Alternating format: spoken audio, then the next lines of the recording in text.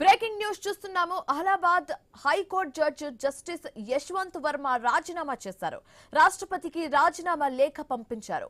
ఢిల్లీ జడ్జిగా ఉన్న సమయంలో ఆయన నివాసంలో అగ్ని ప్రమాదం జరిగింది. అయితే ఆ సమయంలో భారీగా నోట్ల కట్టలు బయటపడ్డాయి. ఈ వ్యవహారం దేశవ్యాప్తంగా తీవ్ర దుమారం రేపింది. ఈ వ్యవహారంలో స్వయంగా సుప్రీంకోర్టు రంగంలోకి దిగి దర్యాప్తు చేపట్టింది. వెబ్సైట్ లో కాలిన ఆ నోట్ల ఫోటోలు, వీడియోలు రిలీజ్ చేసింది. దర్యాప్తు నేపథ్యంలో ఆయన్ని అలహాబాద్ హైకోర్టుకు బదిలీ చేసింది. అదే సమయంలో ఆయనపై పార్లమెంట్ లో అభిశంసన ప్రయత్నాలు ముమ్మరమయ్యాయి. దర్యాప్తు నివేదిక ఆధారంగా ఆయనపై రాజీనామా ఒత్తిడి పెరిగింది. అయితే ఎప్పటికప్పుడు ఆయన వాటిని ఆరోపణలు తోసిపుచ్చుతూ వచ్చారు. న్యాయస్థానాలను ఆశ్రయించారు. అక్కడ చుక్కెదురైంది. అభిశంసన పెండింగ్ లో ఉండగానే ఆయన ఇప్పుడు రాజీనామా చేశారు.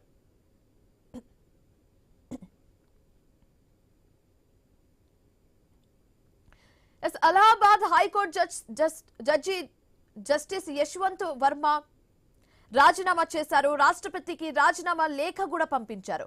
ఢిల్లీ జడ్జ్ గా ఉన్న సమయంలో ఆయన నివాసంలో అగ్ని ప్రమాదం జరిగింది. ఆ సమయంలో భారీగా నోట్ల కట్టలు బయటపడ్డాయి. ఇదే అంశానికి సంబంధించి మరింత తాజా సమాచారం కరెస్పాండెంట్ ఏవై స్వామి ఫోన్ ద్వారా అందిస్తారు. స్వామి, అసలు రాజీనామాకి మెయిన్ రీజన్ ఆయనపై ఉన్న ఒత్తిడి వల్లనే అని అనుకోవచ్చా? పూర్తి డీటెయిల్స్ ఏంటి?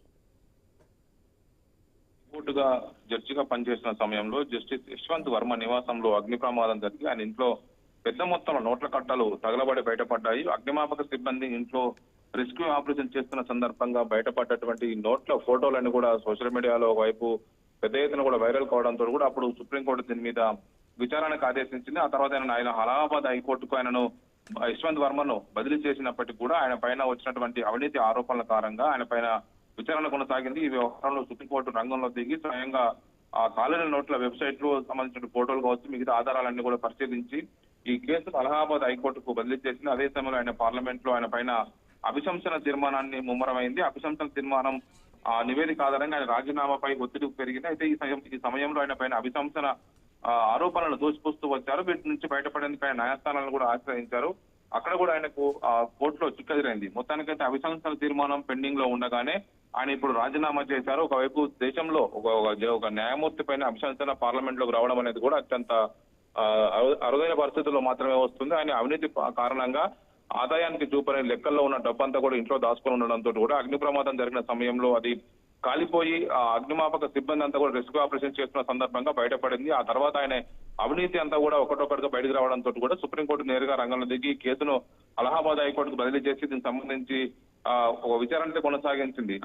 ఒకవైపు ఆయన మీద అవినీతి ఆరోపణల కారణంగా పార్లమెంటు ఉభయ సభల్లో కూడా దీని మీద అభిశంసన తీర్మానం ప్రవేశపెట్టారు. ఆ తీర్మానం కనుక నెగ్గితే ఆయన ఇంపీచ్ దీంతో ఆయన ముందుగానే గ్రహించి తనకు వ్యతిరేకంగా సాక్ష్యాలు ఉన్నాయని గ్రహించిన ఆయన స్వయంగా తనకు తానే రాజీనామా చేసి ఒకవైపు ప్రకటన చేయడం జరిగింది. మొత్తానికైతే జస్టిస్ యశ్వంత్ వర్మ వ్యవహారం ఇటీవల కాలంలో దేశ న్యాయ వ్యవస్థలోనే కొంత సంచలనంగా మారింది. న్యాయ వ్యవస్థలో ఉన్నటువంటి అవినీతి కావచ్చు, ఆయన అక్రమంగా సంపాదించినటువంటి డబ్బు కావచ్చు, అన్ని కూడా బయటపడ్డాయి. దీంతో ఆయనను ఇంపీచ్ చేయాలని చెప్పేసి భావించి పలువురు పార్లమెంట్ లో ఇంపీచ్మెంట్ కూడా పెట్టడం జరిగింది. దీంతో ఆయన తనకు తానుగా రాజీనామా చేస్తూ ప్రకటన చేయడం జరిగింది. Thank you Swamy.